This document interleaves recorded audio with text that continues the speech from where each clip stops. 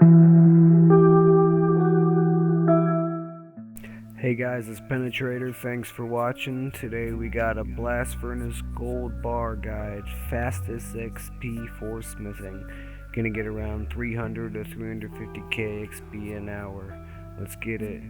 You gear graceful with an explorer's ring, goldsmith gauntlets, and ice gloves. Setting up the bank, make sure you got the gloves in your inventory and the placeholders removed. Throw in them bank fillers. We'll move that ore right by the deposit button. Make it real quick.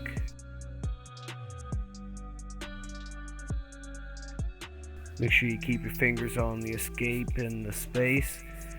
When you're going to click in that dispenser, hold down that space bar. After you get done at the bank, hit that escape and just click away.